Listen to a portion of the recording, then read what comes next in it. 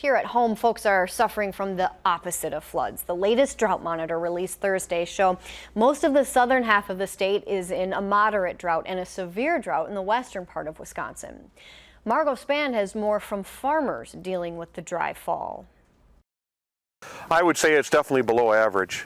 Definitely a below average year. This parched pasture is not what Dean Monty and his son Drew want to see nearing the middle of September. With no rain and no low moisture, the corn actually aborted these kernels on the end of the year on both of these here. We like to see it nice and full all the way to the end. They farm more than 2,000 acres of crops, including soybeans, wheat, and corn.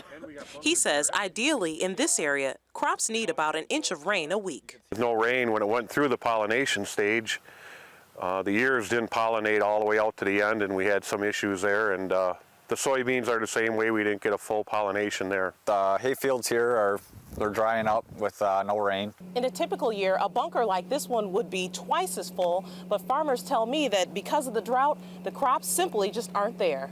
As you can see in the high spots in the field here, it's just burnt right up due to no rain. And as you get farther out, and we got spots that it's what it should look like. Dean says the lack of rain could also lead to higher food prices within the next 6 months. The reason is if we don't get the crop, to feed the animals or to take to market, obviously our yields and that are down, and there's not as much out there to make food, and it'll definitely affect the consumer in the future here. For farmers, the most important rain of the season is always the next one, and that's what they're waiting for. In DeForest, Margot Spann, WISC News 3.